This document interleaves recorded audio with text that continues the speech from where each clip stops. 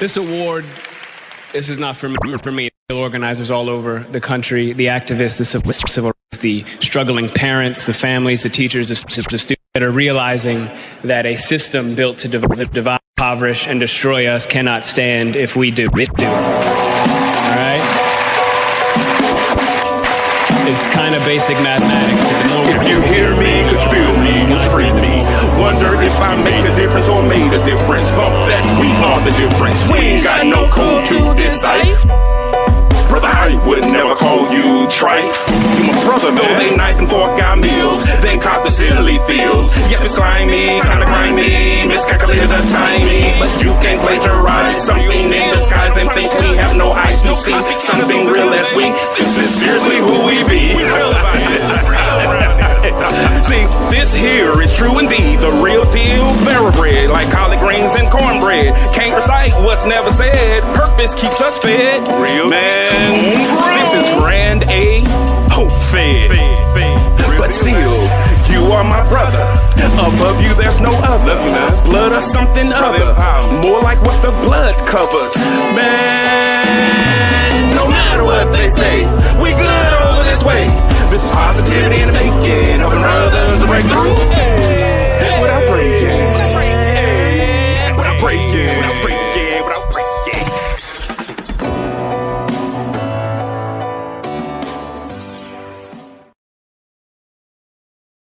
Hey, what's going on? What's going on? What's up, everybody? Man, I kind of like that intro, bro. Yeah, the intro is lit. I'm just saying, ever since I've become a rapper, you know, I just think that I need to just start doing some more.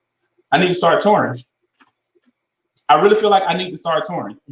At this very time. Yeah, I feel like it is time for me to hit the road because people need to experience Jay the Rapper. Jay Payne? Jay Ripper. Jay Dizzle. Jay Flow. Jay Lyrics. All of that. I'm just saying, I think that people need to hear the goodness of what comes out of Jay's talents. Okay. But that's enough. But if this is the first time y'all watch it, it's Thursday. So you know what that means. Brother. So if this is your first time watching, this is Brother Empowerment. This show is not one of those bashing shows, but it is a show that has an opportunity to have healthy dialogue, healthy conversation. And we hope that something happens here where a brother leaves feeling empowered. Mm-hmm. We truly want to help our brothers to break through without breaking. And so it's really designed for brothers and their families, men and their families, to get connected, to bond, and do all of those great things. So if it's your very first time, thank you. If you've been with us before and you're returning, we definitely do appreciate you. For sure. So, bro, how was your week? Oh, man. So my week has been my week has been crazy, man. It's been a lot of, I think I said this last week, but it's still happening. I've been tearing my journal up, man. I'm sure like in another week or so, I might need a new journal. I have been writing my journal, just going through a lot of feelings, while also, of course, keeping up with the workouts, but also, man, really just doing stuff around the house and also, keeping up with what's going on with Lowe's Apparel, because we got things we cooking up. As you guys see with all the content that we're pushing out, we got stuff coming, like from all different directions, all different angles, everything. And as well, I also started a journey last week. So people know that my hair is a little different. So I started my Loc Journey last week. Cheetos. For real? Oh. For real? Noodles. So yeah, I started my Loc Journey last week. And so I am now going to be, because for some of you may know that I used to have long hair, but it was just, I didn't really, besides keep it braided, I didn't really do anything to it, but other than days I just wore it down. But now I said, okay, I do want long hair again, but I want to do it different this time. So let me just lock it. So that's what I did. So y'all saw me with the textured little fro, and now y'all see it. I like how you said textured low. Textured fro. That's what it was, right? I mean, I hope so. Yeah, it was textured. So yeah, but anyways, my week has been pretty intense on the inside. Other than that, though, it's been pretty good, bro. How was your week? Man, it's just been Whew, I agree with you. It has been one of those weeks. But it's been a lot of great things happening. I don't think that I'm just in a good place, of meaning I'm grateful. Yeah. So I can't really say that I'm tired because a lot of the things that that are happening, we've been waiting basically 3 years to happen. Right. And so now that those things are happening, I'm fulfilled. I'm excited. So on Tuesday, we spoke at Benedict College again. Right. This was my fourth time turning back. And I've always wanted to speak at my alma mater. And I did it before. And I even taught classes here and there. But this was the first time that I was brought back so frequently. Mm-hmm. Fourth time in 2 months. And it was phenomenal. I had an opportunity to speak with the president, Dr.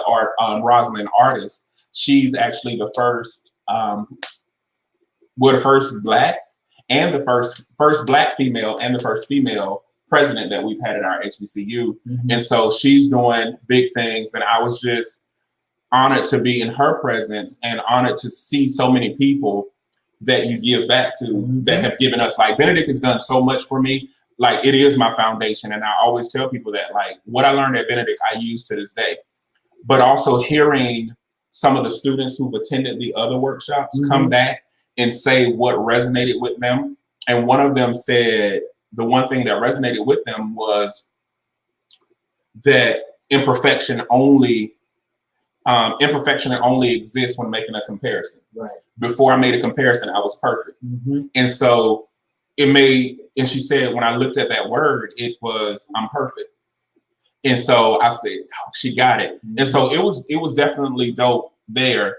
And then we had an opportunity to be on another podcast. Yes, we did. I can't remember the location, but this was Dr. Will's show. Yes, that's what it was. Yeah. So it's always great to interview with you guys and talk about what Love is a Parable is doing. So that's like super dope. And then we had our first virtual graduation. Yes. Shout out to all. So we had 15 graduates. Shout out to the graduates, cohort number 7. Yeah. Well, it's cohort 5, 6, and 7. Okay. Yeah. So we had 7 cohorts thus far. Yep. Yeah, that's it. But we definitely want to hit up David, Kirsten, mm-hmm. Ashley, Ed in Florida, Alex and Cassandra, Lenora, Lonnie, Kerwin, Angie, Casey, and Ashley all graduated. So definitely we thank you guys. We thank you guys for everything that y'all are doing and, trusting us enough to even do it. Because we're growing. Somebody asked us, we have probably over now about 50 graduates of the Love Advocacy Program. Mm-hmm.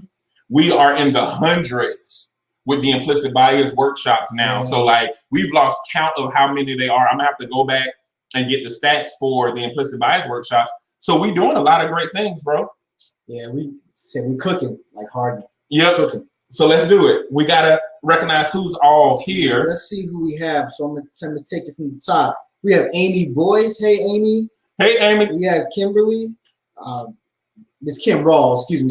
She changed her name. Threw me all off. Hey, Kim. Hey, Kim. Hey, Deshaun is on. What's up, Deshaun? That's funny. I was gonna text you today. I thought about you earlier, man. Sure. Yep. Hey, Deshaun.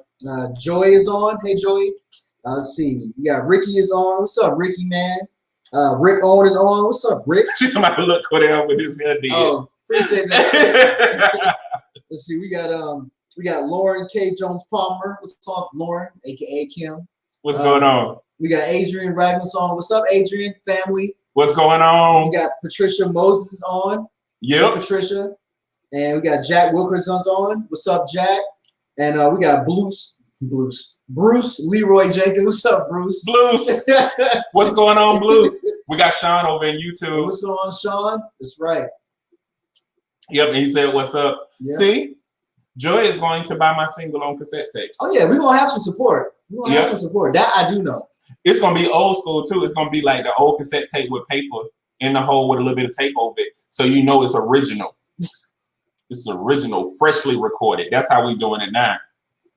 Oh, look at her. Oh, look at her. See, I like when y'all put y'all names in lights.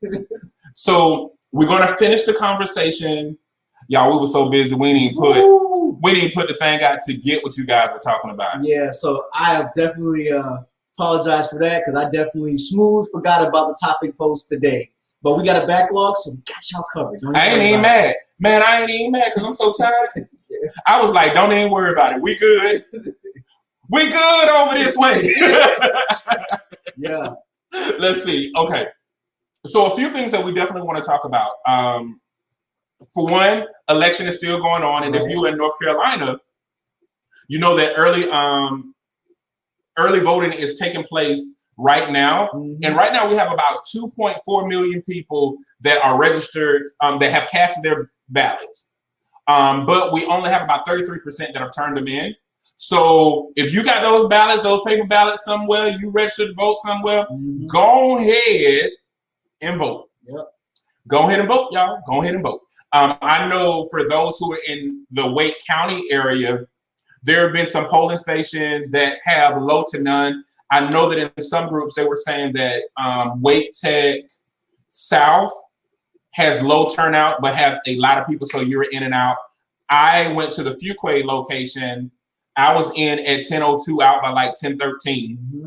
So there's a lot of good things, a lot of places that you can go to just vote. Now, if you're in your state, why don't you just go ahead and look up voting in your state so that you can find out where you can vote, get your votes in. This is actually, I believe, is going to be one of the largest turnouts of voting in voting history. So I'm definitely excited about that.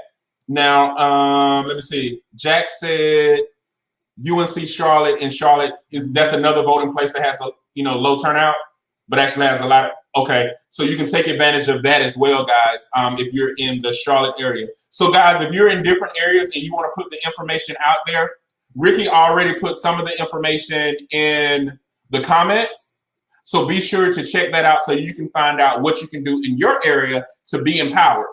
Also, we wanted to make sure that you guys are fully aware that there are other presidential candidates. Mm-hmm. They're not just two.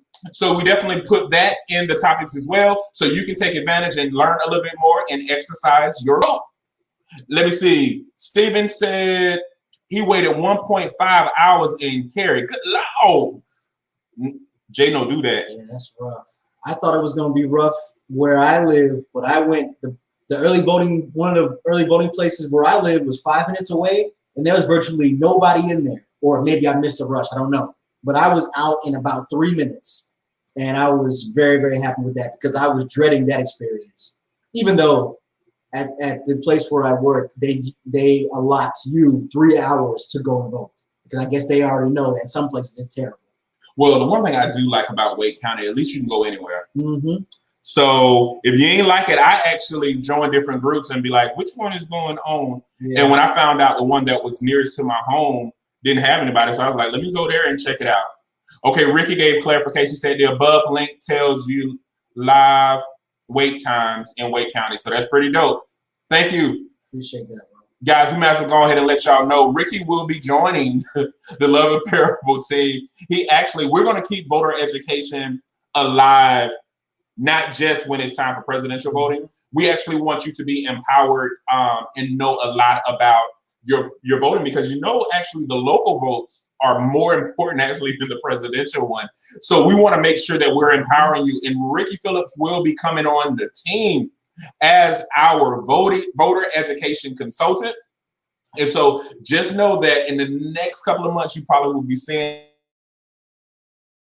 in his face, seeing what we are curating a lot of educational material for you guys so that you can be empowered and know a lot about the educational system, because there are a lot of things that we assume to be true or assume that we know, and we don't really know. And so we want to be able to provide that information for you. So you will be on the lookout. So you can check out Love is the Parable under the voter education, under the education tab, look at voter education, and that will let you know all the things that are going on. So I'm so excited. And look at my wife. Hey, sis. Hey, late. Okay. The other thing is, this is Domestic Violence Month, and we definitely wanted to make sure that we don't lose sight of that because it is very serious. So as far as statistics go, 1 in 3 women and 1 in 4 men have experienced some form of physical violence by an intimate partner. This includes a range of behaviors like slapping, shoving, pushing, and in some cases might not be considered domestic violence. 1 in 7 women and 1 in 25 men have reported to have been injured by an intimate partner. So it's very important to understand that men are victims of domestic violence as well, but a lot of men are not reporting that because of the social constructs of what is perceived as being a victim. So guys, you do not deserve to be in any type of domestic violence type situation of any nature. One of the things that they really are telling a lot of people to do, so you'll be fully aware, is that even though you may feel ashamed, don't feel ashamed. Sometimes it may be religious beliefs that dictate that you should stay. You don't have to stay. There's sometimes lack of resources. Okay. And then there's a lot of times just denial or wanting to protect your children. So one of the best ways to do things about protecting yourself, leave if possible. Don't try to retaliate. Get the evidence of the abuse. Keep a mobile phone, evidence of the abuse, or other important documents close by hand. Obtain advice from a domestic violence program and learn how to move on from that relationship. So yes, that is only reported, and that's the same thing with men who are victims of sexual abuse. Only 1 in 6 is reported, but that is because a lot of men don't even report their sexual abuse encounters. So we definitely want to make sure that you guys know that you are empowered and you do have the tools to be safe, to feel safe, and don't be in threatening and damaging type of environments or relationships. Absolutely. Okay, I think we got all the announcements out of the way. Yeah. Anything you wanted to add to any of that? No, I think we're good. We're good. Anything you guys wanted to add to it out there? Bro, I feel like it's been so long since it's just been you and me. I'm like, waiting on somebody to jump on, and I'm like, oh, nobody jumping on, so we good. We've had a whole. We good over this way. Oh, I'm sorry. We're gonna have. I mean, I think we've had special guests on for the last, I don't know, 6 weeks. Yeah, that's what we do. Yeah. What do you think? What about life after Rona? Where do you think we'll go from here? I don't think there is a life after Rona. I think there are life adjustments because of Rona, and then we're going to continue on from that. I think some things are not going to change. You look at sanitation, you look at the social distancing measures. I think that people are going to get used to that, and not just people like you and I that are walking around every day, but talking about people that run, that help run and staff corporations as well. I know they're opening back up movie theaters soon, and they're going to be socially distancing in the movie theaters. They're going to be doing all kinds of things. I don't think that those things are going to change anytime soon. I think that is going to be those things are going to be adjustments that are going to be made from here on out. I mean, now there may be a little bit more. Now I know that a lot of places now are at 50% capacity staffing wise, but I think that even after there's the threat, quote unquote, of Rona or vaccine or whatever is introduced, and it's not a pandemic anymore, I still think that some places are going to keep those practices in place, if not for just in case, but just because it may ease societal tension or what. I think some things are going to stay. That's what I'm saying. Some things are here to stay. And so I think now where we go from here is stick with the adjustments. I think certain adjustments are going to just stay. And that's going to be the new normal.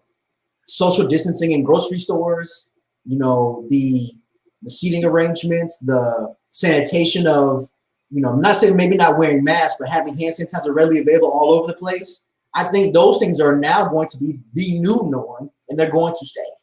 And to be honest, there are a lot of benefits to not the corona pandemic, but the safety measures behind it. Like, I'm 6 feet away from people, and I actually do like the mask. And I don't like when it makes you sweat and fog up your glasses, but I like the fact that we ain't got to smell other people's breath or body odors. And I like the fact that you ain't got to smile and fake smile and all of that. No, I actually like that part. And I really like the fact that you don't have to smell stuff, because I have a sensitive nose and I just don't like smelling stuff. I smell a lot of stuff sometimes. And so, like, when you're in an elevator and somebody's mouth closed, but you still smell their breath, you don't got to do that because the mask covered. It's like, and if your breath don't stink, you good. And so I like that. And I like keeping my distance. I actually like having the extra space where things are not all cluttered. So some of those things I do hope that we keep. And I actually like the fact that people are washing their hands. Well, some people. Some people feel like Corona is a political move and not really real, and don't think that people are really dying from it. Mm-hmm. But I do like, for the most part, that people are washing their hands. Yeah. I'm grateful for those things. Yeah. And I hope that we keep a lot of those practices in place. Yeah. I was talking to Sean. He was saying that usually it takes a pandemic about an 18-month cycle. Mm-hmm.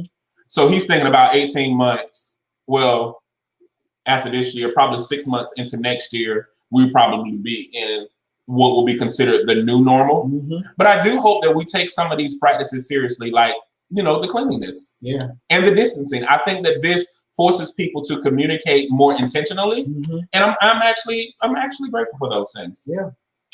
Now, I do hope that the school systems, I'm gonna tell you this now, I hope that the school systems learn from this and put things in place and understand that technology is not really a bad thing, and it's not trying to change stuff, but it's trying to keep things going. Right. And so I do hope that traditional type schools, and that's colleges too, like, I'm hard on post-secondary education. I feel like if you're in post-secondary education, you should be with the times. And if you're not with the times, what are you teaching those students? Yeah. And so that's a concern for me. And I do think that there needs to be some type of partnering with technology-based type institutions to better learn how to transmit communication and facilitate learning through technology. Because, if you're supposed to be a prestigious institution of learning, and you couldn't adapt virtually to this, that's alarming to me. And I think that we should take that as an opportunity to say we need to regroup, refocus, and we should have at least this level of strategic agility. No, I agree with that, bro. I think, like you said, one thing the pandemic has definitely showed us, especially in the school system, is that being behind the times is damn near unacceptable in some ways. Because that's on the show now. It is highly unacceptable in some ways because I'm a thug. Because the disadvantage it puts not only you, but the student body at as well. Right? Like the bro said, what are you teaching your students if they're at home? They're dealing with technology that's light years ahead of what they have at school. How are they being prepared for the next level of education? Right. That is, and we're supposed to be the most advanced nation in the world. Supposed to be. Oh, my wife said she was downstairs listening. I know you were, boo, because you was at the table. I appreciate you. Our #1 fan. Keep your hands to yourself. I agree. Yep. Keep your hands to yourself. What's going on, Kim? Hey, Kim Hines-Winborn. With the exception of people getting sick and dying, I like quarantine. A lot of people do. What's going on, Anita? Hey, Anita. And then Deshaun said social distance will be around for probably the next 5 years or so.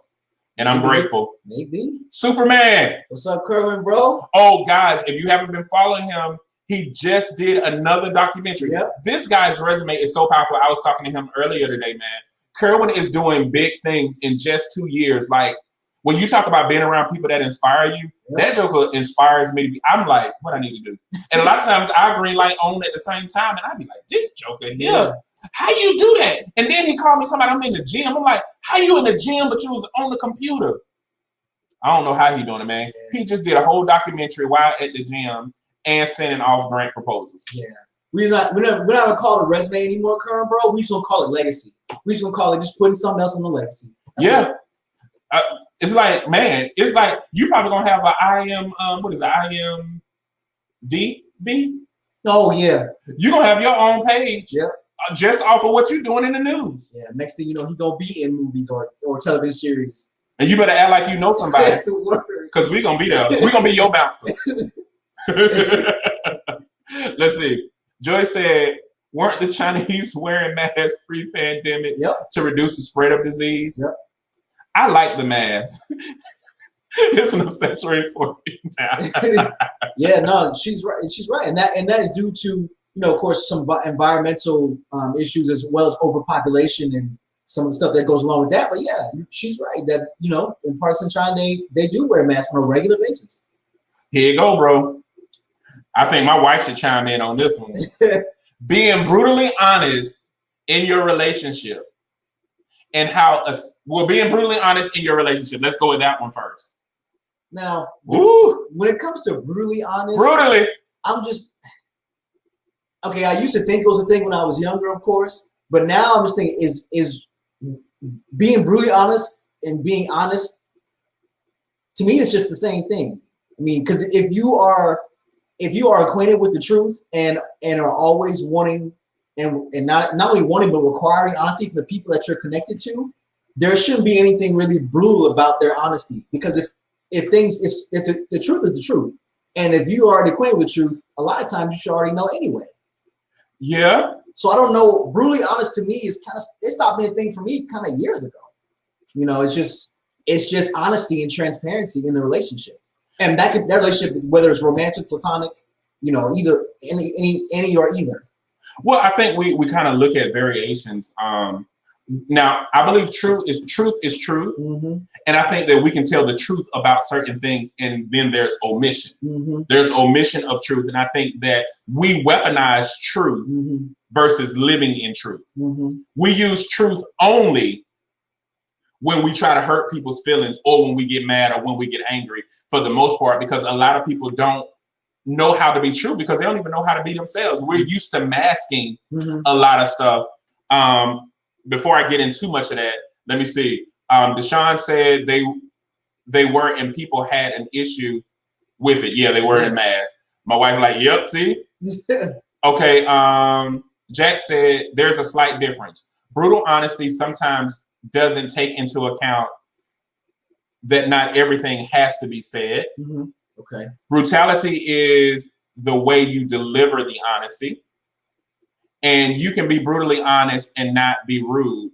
People are not always ready for people to tell their reality of them. Okay. Well, I think that a lot of times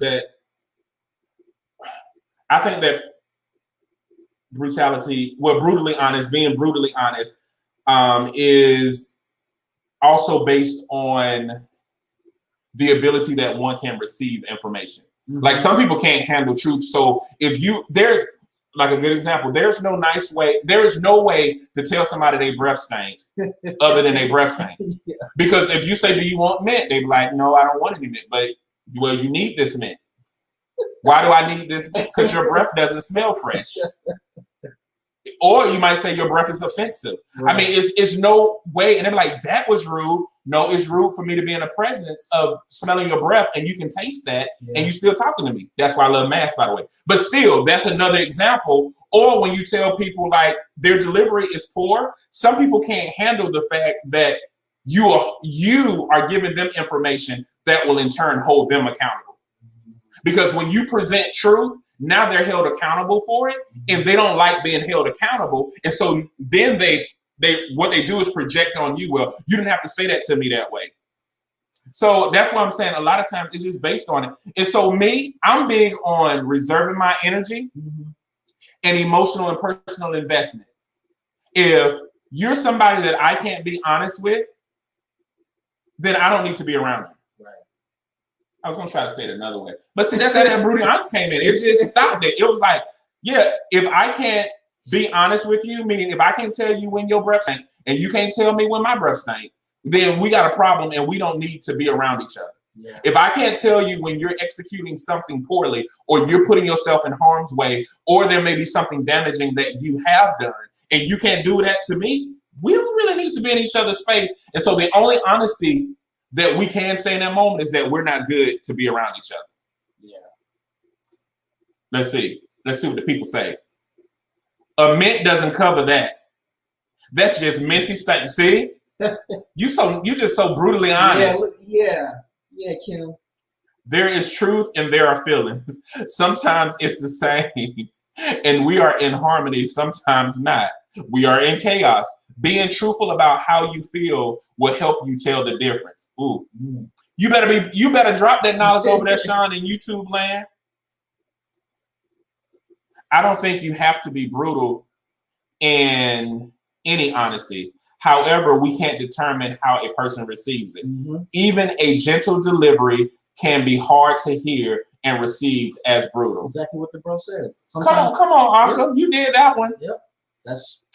Sometimes it can't be helped. So, but yeah. Yeah. And I know I hate to say this, but sometimes people are just sensitive. And it's sensitive to a point. Now let's talk about this. People that we're in relationship with, and I'm not just talking about romantic relationships, but people we're connected to. Right. Sometimes we spoil people. Mm-hmm. And sometimes we protect them from things that we think will hurt their feelings. And then when it becomes too much to us, we end up telling the truth. But what we end up doing is changing the whole dynamic of the relationship. Mm-hmm. And we should have never introduced that level of sensitivity anyway by spoiling them. Mm-hmm. So I'm a big proponent of just letting people know, setting up your expectations and the parameters of it, work through it. Yes, it might be uncomfortable, but at the end of the day, if you can't be honest with, like, if I suspect that you lying, I'm kind of already done. Mm-hmm. Now there are some people that, there's some people that lie and don't even know that they're lying, and you be like, bless their heart, they're a little lie box. Because I know some lie boxes, y'all. Lie boxes, anytime you like talk to them, a lie just pop out. It's like it just accidentally come out. They're not even thinking, and it's just a lie came out. So those are a little bit different than those who strategically lie to try to hurt you. So keep your lie boxes in check, just as long as you know which lie box they are. But we need to make sure that we have healthy relationships where we can be honest with one another. Absolutely, man. I don't have the time, the energy, the will, none of that. Like honesty, transparency, and accountability. Like we just gotta have that. Like, so yeah. But yeah, you can't dictate how people are going to receive information. And if they don't, the truth could be, you can say it as eloquently as you can. And some people just be like, well, you could have said that a better way. Okay. All right. Why Adrian Ragland talking about honesty, and I can't comment because she in Facebook jail.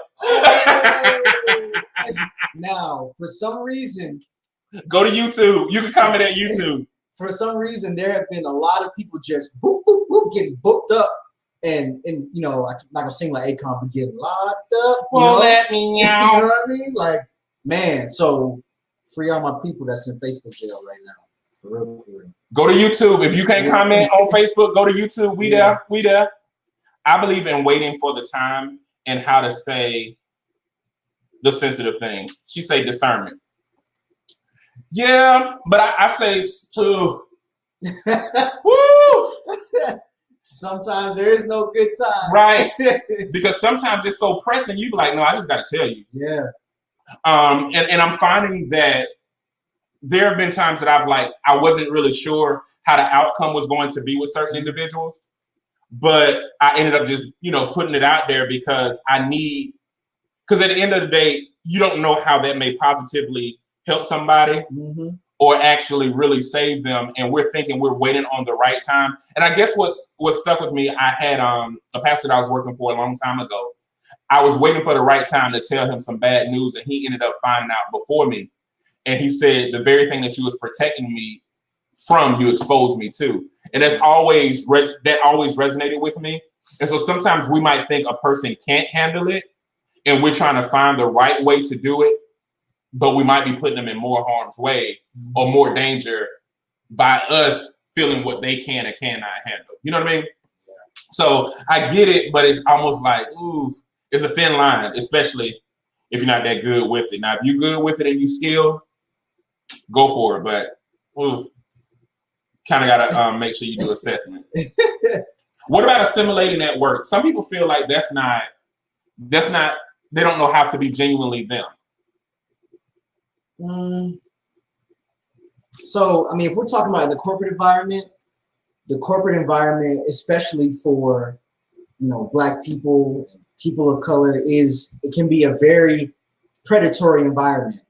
There's quite a few microaggressions. There's just out and out harassment and all kinds of things that can happen to you. And that's on a day-to-day basis. That's not even something like the basics. That's on a day-to-day basis. And as far as assimilating, I mean, some people look at it as faking the funk, as they call it. Some people look at it as really code switching. Yeah. Some people look at it as really just surviving the environment, because if that's where you work and that's how you make your money, how you pay your bills, how you feed your family, how you take care of your family, how you're going to really put away resources to really secure your legacy, whether that is financial or some other way, there's a lot of different opinions on it. And I don't know if any of them are actually just correct, other than there's different ways to really look at that. Yeah, well, I'm gonna tell you this. I was brought up and actually trained in a way that you know how to code switch. I mean, there was a certain thing that you call professional, professional attire, professional way that you must communicate, all of those things, professional demeanor, all of that. I was brought up that way, and I found out that quickly, like, I wasn't getting as many opportunities to move up when I was doing what I was conditioned to do. And I remember when I got my first leadership role, interesting enough, the first time I experienced racism as well.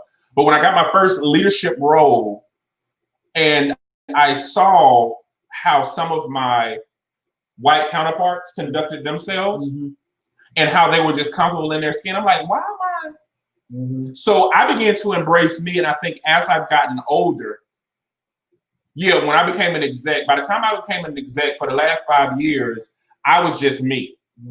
And I have walked out of interviews. I have told people that they're not a good fit for me. I have done a lot of things now because I have to be able to sleep well at night. You can have all the money in the world, but if you don't have peace, that money means nothing, because you won't even get to enjoy it, because that stress will take you out. So I believe in organically being you and dealing with that part, because nothing is worse than a guilty conscience. And nothing is worse than feeling fake and dirty. And I can tell you that. But when I started to be me, and here's the other thing, when I started to be me, more of my white counterparts started telling us, when I talk about us, a lot of my mutual friends started telling us, like, they typically hire the ones who seem to be more genuinely them. So they may not hire the one who's trying to impress, but the one who is organically them and the one who's more thorough at being themselves, they typically hire. And so I remember when I was teaching, one of my deans that was over me when I was early on in my teaching experience, he said that he found that those who went to HBCUs, out of all his instructors, were better instructors than those who went to PWI. So he tends to lean more towards HBCU educated, and he's talking about HBCU blacks as well as HBCU non-blacks. He said when he see that on there, he says it's a different type of educational quality that he experienced, and when they get in front of a classroom where the students are really retaining that information, and he's noticed that, and it made him even change the way that he enforces education there. So some people are looking for that organic stuff, and then there's some things that we were told that were part of history and were part of survival that may not necessarily be a part of it this go around. So let's see. Ricky said, I agree with that too. There are certain people at work I can be real with, but everyone isn't your friend. Absolutely. And Kim was going back and she said, I think that's different than what I'm saying. I definitely agree with what you're saying. I got you. We had a whole conversation. That was just like nothing but yes, I got it. What about in the world? How assimilating at work and in the world to white people, let's lie all the time, ways impact. I guess you're saying like that code switching it's feeling like you're lying to yourself. And how do you think that impacts like progression? I mean, one, I think that's very stressful to really do that all the time. And then two, how does it impact progression?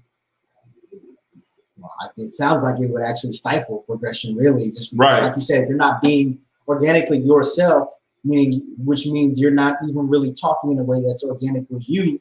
So you're painting a picture that's not even really real. Exactly. Yeah.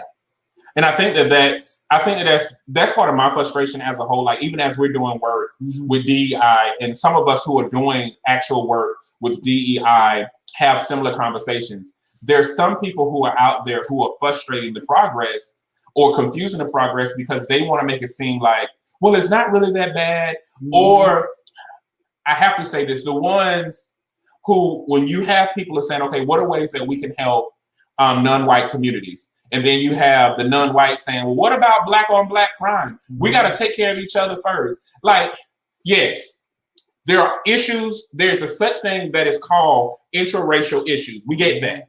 Interracial crime, it happens to all races. But that is not a counter to support. Right. Get the support, and we still work on our own issues at the same time. Right. These things can happen at the same time. Don't say, no, we don't need that. We need to fix us first and then accept it. No, take that. Yeah, because the crazy part is both things can happen at the same time. Right. And they often, or they are happening at the same time.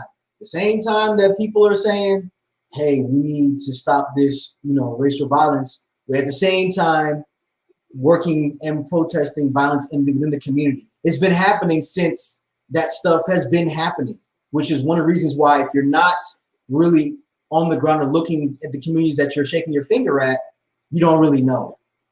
Because in every community where there's community violence, I guarantee you 100%, I would bet money on this, not a whole lot, but I would bet money on this, that there is an organization in that community that is doing something or protesting or both. Well, protesting is doing something, but they're taking steps that include probably protesting and something else to curb or to stop that violence. Every community has it. Chicago, all Fayetteville, every community that has high profile violence you can name has organizations in that community that are doing things. But that still doesn't absolve or like Jay said, counter the support that is needed to stop the racial tension from other groups when the interactions come. Right. So yeah. Joy said, I don't think it's lying. I think it's adapting to your environment. Ricky said, I don't think it's lying. If I went full Ricky, many white people wouldn't even understand the language. I can be in a code switch way that allows a person to be on the same wave as me. I code switch professionally and personally. Who I might be with some family members may be different from how I am with others. The debate is on. Hey, Brooke. Hey, Brooke, thank you. But, I say, here's my thing. I feel like we have to code switch. Mm-hmm. So that's why I feel like it, to a certain extent, I do feel like it's a lie. We may not like when you're not being 100% authentically you, it is a lie. I do hate the fact that we do have to code switch. And I do remember a time where I did that. I just don't do it now. I don't go around people where I have to be anybody organically other than myself. Family members, nobody's an exemption. Like my mom would call me now and say, are you going to come over? Nope. Unpresent and unaccounted for. I will not be there. Because here's the thing, guys, when you really understand your piece and understand what a lot of things are about, you don't want to sacrifice that anymore. Mm-hmm. And once you truly taste freedom, you're not trying to go back into a jail, and you just have that. And it's like, no, I'm not going to do that. Mm-hmm. I'm not going to put myself, and it's nothing about being fearful or anything. It's like when you understand who you are and you really understand your boundaries, you start exercising. Like, nope, you have no jurisdiction here. Mm-hmm. I don't want you here. But now Joy do code switch, because when she was training me, man, she turned into like a whole different person. And I was like, Joy, it's me. Oh, okay. And then she go back, but then she do it again. I'd be like, you know what? I can't. Brooke, you come in late, talking about the debate is on. Most of the people on here done already started have voted already. Yeah. I mean, and then you already know how we feel about the debates anyway. So Sean said, I'm a Marine and I act very differently when I'm around other Marines. Regular folks don't speak the language. Sean in that Marine language. And yet we are friends, and I've never been look, I've never been in the Army. I'm too fat to be a Marine. I wouldn't have made it through P. Forget the T. What I do? Nope, he ain't make it. He went AWOL. How you get arrested?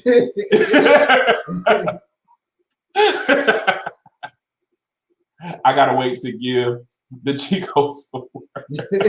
Chicos. Okay. What about, this is actually a good one because we deal with this a lot. Supporting entrepreneurs, right? What happens when there are multiple entrepreneurs who are selling the same thing? Like, do you be loyal to one or do you patronize them all? Like, well, I mean, I look at it as if it's a quality business and they're selling something that you like, no matter if it's, you know, 3 people selling the same thing or selling something the same thing as you. I mean, why not support? You know, support is support. I mean, you're not being disloyal to anyone or anything like that. If they're a quality brand and they have a quality product, if you take the emotion out of it, why wouldn't you support? I mean, unless they're, of course, have a stance on something or there's something that you don't agree with per se. But why, if you take all the emotion out of it, why wouldn't you support them? Why not? And who's to say that if you have that stance about them, they may have the same stance about you? Now, look, there's a whole bunch of non-support where there could be intermingling circles of support where everyone is getting supported and being better, being made better, or whatever. You know what I'm trying to say. Well, I would chop it up to a lot of people don't even know how to support. Like, good example, my cousin, he roasts coffee and makes his own coffee. And then we got Lori, who actually has her own coffee thing. The very first thing that I did was introduce them to one another. And let her know who it was. So if I support either one of them, they'll know. And what ends up happening is their businesses support, because if she needs certain coffee, she now can get it from him if he can make it and things like that. So I think a lot of times we don't know how to, and doing the sneaky like type of support is what gets us in trouble, because you look sneaky and if you feel like you're doing something wrong, you're probably doing something wrong. But if this brother has a magazine and this person has a podcast and this person is a speaker, introduce the speaker to the magazine person and the person doing the podcast, and they all do business together. But a lot of people don't know how to do that. And if somebody is doing the same exact thing, allow them to come together and introduce them to one another. And yes, I understand there's some people that can't handle competition. I get it. But we're talking about the ones that a lot of times we pin each other up. I'm going to give you a prime example. There is another organization who came to me who wanted to do a show similar to Brother Empowerment. I helped them. I showed them the platform that we're using. They asked me about some creative things. I even helped them pick out their logo, all of that. Do you know they took all of those ideas, Jay, who's a graphic artist, and went with another graphic artist and basically made it seem like I had an issue with the graphic artist and I didn't even know the graphic artist. You see what I mean? So there's some people that's going to do shicey things, and guess what Jay did? Jay called that person up and said, guess what? Until you're ready to be honest, we talked about it. So you're ready to be honest and genuine and do your thing the right way, I can't really work with you like that. Because I'm not going to put myself in a situation where I'm going to be beefing with somebody I don't even know, and people sit there and lie about stuff when really it was a person being dishonest. What you did was found that they cost maybe a little bit cheaper, and you went with somebody who had either a lower free rate versus investing in it, and versus just saying, Jay, I don't have the money to do this. And you robbed me of an opportunity to say, okay, you know what? Because I believe in what you're doing, I can help you and support you. But you didn't give me that opportunity. But what ended up happening is you created conflict because you couldn't be honest, and you started to cause some type of strife with a brother that I have never even met before. But the good thing is we end up being cool anyway. See, because Jay is 100% genuine, but you're the one feeling guilty and you're the one feeling bad. But and all that could have been avoided if we would have just had an honest conversation. Honesty, one-on-one. He said, spread the money around. I just saw someone today that was wearing a tee made by someone else with the phrase as mine. But guess what? Both of us can get coins. Exactly. And I thought you put your, did I miss it? Oh, okay. And she said, buy something from all of them, by the way. See, that's what we support. And that's the whole purpose of this platform. We put a lot of people on our platform. We share our platform. We do anything. We share a lot of our stuff with anybody because yes, we get I guess we get like what some people say, imitation is not flattery, first of all, so let's stop that lie. What is flattering is when you allow true relationships to form and you guys do share common interests. But taking something from someone that worked hard to do it is no form of flattery, because here's the difference. I went to school for what I do. Cordell went to school for what he does. My wife went to school for what she does. Kirsten went to school for what she does. When you take from people who bust their tails professionally and academically for that, you are now taking a part of their life, something that you didn't work hard for. So you're taking a part of my life. You're taking a part of my, and I feel like this, if you're going to steal something that I went to school for and I work for, help me pay some student loans. Yeah. Or donate towards the kids' college fund, because that's what you're really doing. You're taking away something because if you had respect for it, you'll understand that certain skills do take a level of learning. Like, we didn't just come up with a curriculum because we don't know what we're doing. Jay put 19 years of his professional experience on the line in it. Jay got 2 degrees that he put in to make sure that this stuff is quality. Jay got training and certificates to make sure that he is doing what he's supposed to do. This is not something that you can just steal. And so when people steal stuff, they don't realize that you're stealing part of somebody's life. Yeah. That is not imitation, that's theft. Yep. That's a difference. That's not collaboration. That is theft. That is stealing. And you shouldn't steal. You shouldn't rob somebody. You should ask them to partner and do certain things. Yep. Knife and fork and other people's stuff is lazy. And like I said, it's just predatory. And you're probably not going to do it as well as they did anyway. So really, you're just robbing yourself and them of the experience. If you don't like what they sell, sharing their posts or referring someone to them is free. Yeah. So support doesn't have to be monetary. Right. It would be nice, if it is sometimes or a lot of the time, but it doesn't have to be. But like the bro said, some people don't even get that. Here's the other one. Why strangers support you more than your friends or the people you know? Donate to the company. Yes, you can donate to Levels Apparel. Yes.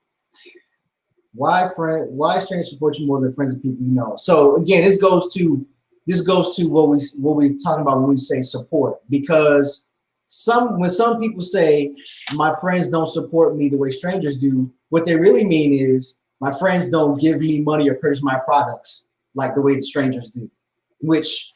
And I believe we've talked about it here before. Your friends and family, which are one and the same, because as my bro said, friends are just the family you choose. Yep. So I'll just say this: your family is not automatically opted into being your customer base when you start something. Right. If they, it'd be, yes, it's nice that they support you, but sometimes your family, even though it may hurt to realize, they may not like what you're doing for whatever reason, or they may not want to support it. Okay, yeah, it's not a good feeling. Okay, yeah, but that's something that could be reality. And just because you do something or you start something does not mean that they're supposed to automatically buy in. That is really, that's kind of like harassment. Like, hey, Jay, I started this. If you don't support me, we're not really family. That's how some people sound. Yep. And that is really that's like I said, it's harassment, and it's really unfair. Right. I definitely agree with that. And to add to that, I share with you guys in the link. I share with you guys a link. That's a link to the article, The Entrepreneur Emotion. Mm-hmm. And I talk about 25 points or 25 things that I've learned as an entrepreneur. And one of the things that I highlighted was your friends and family are not your customers and employers. Yep. Though you would welcome their support, and some truly do, you will learn to have an appreciation for them being just your friends and family. At times, they will become your retreat when needing to get away. Mm-hmm. Sometimes you need your friends and your family to be just that. Right. Because when everything starts coming in, it gets a little overwhelming and we have to do it. You know what I'm saying? It's like we want to reject everybody, be like, because you remind me of the business. Mm-hmm. Your friends are supposed to be your friends. There's somebody that you can talk to, somebody that you can trust. And that is a level of support in maintaining your sanity. And you'll be surprised, some of them don't even know what type of support that you need, because you may be selling products and things that they don't need, or things that they don't use. But however, if you come to them and say, hey, would you donate to my organization, or would you do this? They're like, oh yeah, sure. And so it's about having honest conversations, but also the expectation of allowing people to be who they were or who they are in your life. Just like there are some people who work for employers now that you don't talk about their job. So it's the same thing as being an entrepreneur. We can't expect people who are friends in our family to be just as invested in those things just because we are. That's a misnomer, and we shouldn't do that. And you should want to bring what is yours to people that you don't know, because that's about expanding your business. That's about networking. And after you have exhausted, and that's one of the biggest things about Love is a Parable, we don't believe in taxing the communities we're trying to serve. And so that's why we're doing things, and that's why viewership helps, guys. So that's why we really want you to share, because we get our exposure differently. That's why we're in 30 different countries. We're not just trying to saturate the RDU. No, we're trying to saturate the globe, and we're trying to utilize a lot of those resources, and we're trying to spread out so that we can be a beacon of hope, we can be a beacon of light, and we can help those who don't have to give. So that's why we ask you guys for supporting us a little differently. Sometimes friends are more family than your blood. Blood is not always thicker than water. Deshaun, it's funny you put that in there. As the good sister Tara told us a while ago, I didn't know this, but that's our pet peeve. That quote is really, really misquoted all the time, because the actual quote, and brother, please correct me if I misquoted, says, blood of the coven is thicker than the water of the womb. Right. So that's what you was gonna get some more? No, that was it. That was it. He was like, that was the more you know. That was it. So in that case, so I was saying in that case, bro, is that I'm sorry, blood is always thicker than water. But yeah, but I mean, I get what you're saying though. But I should throw it out there, because now that Tara has told that to me, it's like burned in my brain now. Insane in my brain. Yeah. She's like, that's it. Yeah, that's. I thought he was about to mount the stage and say something. No, you got ready and all this. Well, I guess that's it. Look, next show then. Next show he would do it. So you want to do the last one and then do the positive brother shout out? Let's do healing oneself via positive speaking and affirmations. Ooh, you got it. Man, that's crazy that this topic is our last topic of the night, and something that actually hits home for me. So positive speaking and positive affirmations, I got a couple things to say about that. Positive speaking just in general is just so helpful and such an uplifting thing, because there have been so many things that have happened in my life and within the organization that have happened, not only because of our hard work, but because we put things out there into the universe. We speak on it, and therefore it comes to fruition. Not in the exact packaging we were looking for, but it still happens, right? And at the right time. It ain't the picture perfect. It's not like in the movies or anything like that, or in novels, but it's at the time where it's right. And so I would say that those things, positive speaking is definitely like a major key. I mean, because you don't want to go speaking negativity all the time or thinking negative, because then it's a self-defeating cycle or self-repeating cycle of negativity.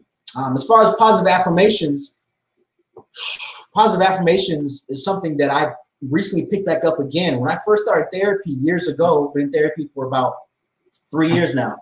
When I first started therapy, that first year, one of the things that my therapist had me do, she would give me homework assignments. And one of the biggest ones was positive affirmations every day. She would text me affirmations almost on a day, pretty much every other day. And on some of those days I'd be on my own, but she would send me affirmations to kind of get me started. And so I did that for a while, and it was helpful. And then I kind of fell off of it. Then this brother right here, we were having a conversation, I believe it was on Tuesday. And the conversation, one of the parts of that conversation was getting in the mirror and, again, speaking positivity or speaking, positive, or talking about positive affirmations about yourself and about your life just on a daily basis. Right. From Tuesday up until, I've been doing that since then. And it's a practice that I wish I never put down, but I'm glad that I picked back up, because they make such a difference in your life, especially when there's tension around and you have stuff going on and you have stress like all of us do. Those things can definitely make a difference. Right. And then another thing is positive affirmations is so important, even from a mental and emotional health standpoint, that's even part of our curriculum. That's part of one of the things that you do. There are 40 days of positive affirmations or positive reflective thoughts. When you get into that, you got to think about this. And I'll say this very quickly. If you look up the definition of air means public utterance. So air is nothing more than a sustainment of words that were spoken publicly. Wind means moving air, so that means that's word on a mission. So a lot of times when you walk into an environment, have you ever felt like something don't feel right? Well, that's because a lot of times it is what was professed in that atmosphere. And you are a result of a lot of things that was spoken on your life. But additionally, you are the result of a lot of atmospheres that you walk into. So there were a lot of things that you had to contend with. So every day that there is a wrestle, so you need to develop a habit to exercise something more positive. So you combat the negativity that was exposed to you by speaking and projecting positivity into the air. And whenever there is word on a mission, those words that you're speaking, this is actually literal. So this literally what happens, that word actually goes on and it takes flight. If you want to even take it from a more spiritual level, this is why they talk a lot about reaping and harvesting. You speak, therefore you will receive. It will produce what you speak. We talk about the law of attraction. You already know about this. Actually, every faith across the gamut, even in mythology, talk to some level of where word takes into some type of action. The literal word thought comes from the Egyptian, from the Kemetic god Thought. That's where we get it from. He literally was a messenger. This is where they angelized it and called it a herald. This is also where the Hebrew call it a malach. This is also where we get angel from. That is all the same being, Hermes. This is all the same beings of one who is a word that was a messenger of the word. This is why our thoughts are messages from our innermost being, our soul. They come and they manifest. So when you do positive things, you actually create an atmosphere for positive things to happen. When you speak positive things, you start to saturate an atmosphere that cultivate positive things to rise up. So positive affirmations, they do just that. They are affirming what positivity has been placed in that environment, in that situation, in all of that, so they can grow and cultivate. So positive affirmations is very bigger, truer, deeper than what we give it credit for, because it is proven both from a spiritual standpoint and from a scientific standpoint. So it's irrefutable at that point. So speak positivity over your lives. Develop a habit of it and stop thinking only negativity is keeping it real. Yeah. And it is time for Positive Brother Shout Out. Positive Brother Shout Out. We don't have a full panel today, so we're going to go real fast. Yep. Go. You got it. Oh, shoot. Okay. So, all right. So first and foremost, I always got to shout out to Brother Jay because we're here every week doing this thing. No matter what's going on, shoot the debates tonight, we're still here. Whatever's going on next Thursday, we're still going to be here. The only time I'm going to give y'all a break is on Thanksgiving. It's the only time I'm going to give y'all a break. So that's the only break you're going to have. So, but yeah, definitely shout out to Brother Jay. And also just because, bro, not only because we do this thing every week and I love you immensely, also because what I just said about the positive affirmations, you got me back on that track of speaking positivity into my life to myself on a daily basis. Again, I had left it somewhere and you helped me go find it and pick it back up. So I definitely appreciate that. Shout out to all the brothers that are watching with us today. Sean from YouTube land, Deshaun, Rick, Bruce, aka Blues, Jack. Yep. I'm about to say Kareem, Kerwin.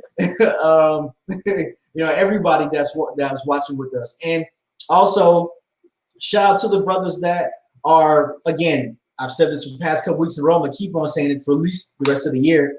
Shout out to the brothers who are one stepping, who are big, who are steppers in their community and who don't go around need to do a lot of talking or grandstanding or recognition seeking. They just are in the community, being the change that they want to see, and just letting their actions speak to themselves. Like, shout out to those brothers. And also shout out to brothers that are having the tough conversations with people that they're connected to, or people that they're in the process of maybe separating from or creating a little bit of distance from.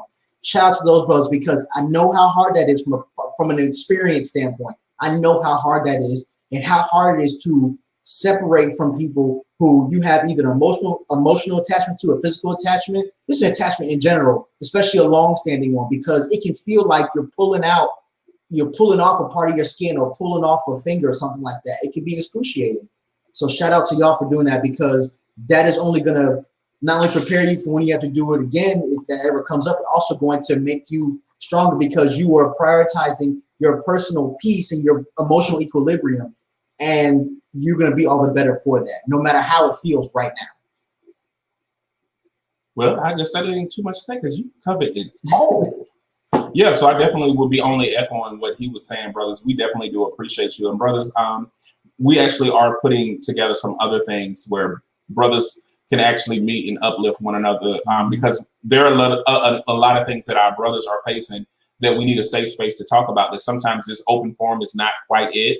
So we are working on that, where we can talk about some serious things, even from self-esteem, image, actually domestic violence, sexual abuse, and things like that. And we actually are cultivating an environment where it can be something safe for us to happen. So brothers, we are constantly thinking about you, and we're constantly trying to come up with better ways to serve you, uplift you, because it's about us. We got to be able to take care of one another. And we thank you guys for being present. We thank you guys for challenging us. And even if you have ideas, like many of you do that hit our inbox up, if you have ideas of things, of ways that we can better improve this program, definitely let us know. But also, if you know a brother that is dealing with something, share this video, share any of our videos. We just released a motivational video last night about reconnecting with self. Whatever it is, share with those brothers who are in need. And we do realize that sometimes Facebook is not enough, because some people are not on Facebook. Right. That's why we have a whole website, and we have a lot of content that they can really use, that can really help them go to that next level. So bros, we're here for you. Don't ever feel like you are alone. Don't suffer in silence. Don't suffer alone. We love you. We're here. And like we tell everybody who is viewing, if you feel like there's nobody else in this world that really cares about you and genuinely love you, you just met two people that truly do. And we pray and hope that you guys have a wonderful rest of your evening and week. Take care, guys. We'll see you next week. See you next week. All right now.